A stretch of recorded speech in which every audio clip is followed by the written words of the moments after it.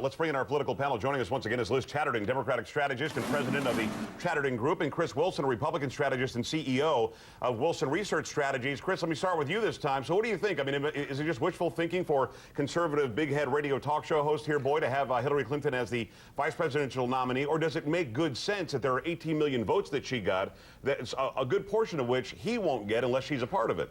Well, it's not going to happen. So I think you got to move on from that and kind of figure out, all right, what does it actually mean? And what it shows to me is that the happy face that they're putting on when they go out and campaign together and talk about each other doesn't really exist. There's a lot of animosity that still exists there. And what's funny is a couple days ago, I actually got an email from Barack Obama's campaign manager saying that if I'd send in $5, I could go into a drawing to walk out into Invesco Field with Obama.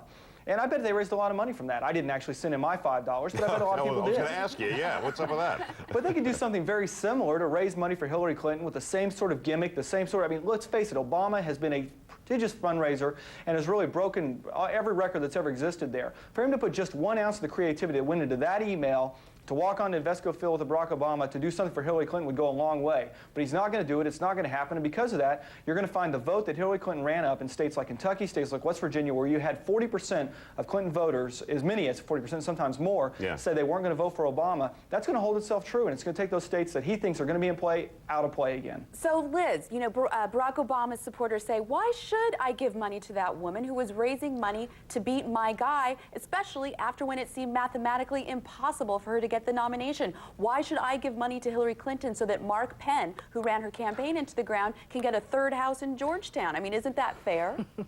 Amy, I think that's absolutely fair. And I will tell you that there are a lot of Barack Obama supporters who have enormous amounts of respect for Hillary Clinton, but aren't interested in retiring her campaign debt. That was her decision to go into debt. She didn't have to make it. She certainly has the money to do it. I mean, she and former President Clinton filed with $109 million last year. People. They've got the money. I think there are a lot of Barack Obama supporters, who are saying this is not their problem. And frankly, I think they're also saying, we won, you lost. And that may be a little tough, but at the end of the day, it's true. Obama has won this nominating process. She did not. It's time to move on. It's time to get Barack Obama elected in November.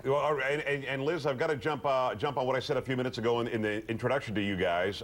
Is there a gender component here? I know that I do get phone calls from women who say, I will never, ever, ever vote for him because she lost because he attacked her gender in a very subtle way, but he attacked her gender, and that was unfair. Even if he really didn't do that, I'm not saying that he did. Even if he really didn't do that, there is a perception out there from her supporters that that's what he did, and that's why she lost. What do you think?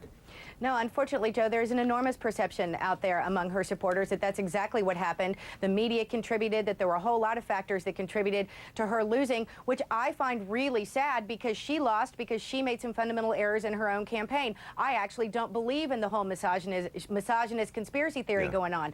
But I will tell you this. My mother, 65 years old, Houston, Texas, huge Hillary Clinton voter, has said to me, I'm not giving him money and I'm not going to work for him, but I am going to vote for him. And at the end of the day, if we can just get these voters to recognize that Barack Obama is the better choice for them over John McCain in November, that's all we need. But Chris, isn't that the task ahead? How does Barack Obama get those Hillary Clinton supporters to recognize him?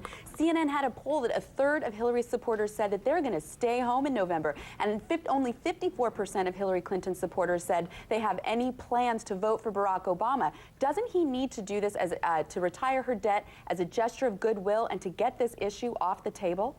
Well, he does, and exactly what I said earlier. They could use some of the creativity that they've used to raise $200 million so far to accomplish those goals. But it doesn't look like they're going to do it. And until they do, they're going to leave those voters behind. They're going to leave them at home. I agree with everything that Liz said.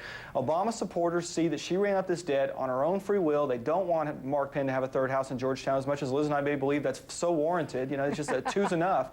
And it is going to become a problem. It's driving a wedge between their supporters. There's a lot of people like Liz's mom who are going to vote at the end of the day.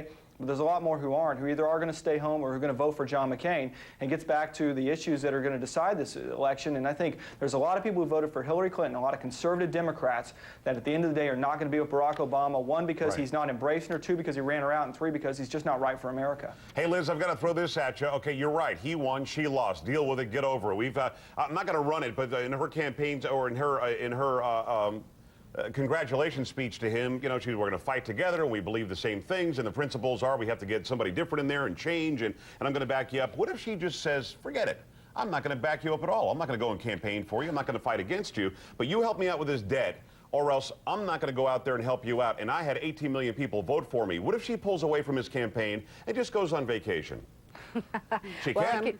It could really hurt him, Joe. I mean, I'm certainly not going to take away any of Hillary Clinton's power or respect, and certainly I'm not going to take away her 18 million voters. I think if she got up and walked away from the campaign and we didn't see her again until November, it would really, really hurt Barack Obama. But here's the good news. I don't think Hillary Clinton's going to do that, whether he helps her retire her debt or not. At the end of the day, Hillary Clinton and her husband are Democrats, and they believe in the Democratic Party, and they want to see a Democrat in the White House in November. I believe that about them, and I don't think they're going to get up and walk away. All right, you believe in them more than I do, but, you know, we knew that going in. Liz and Chris, thank you so much for your time. All right, so as we take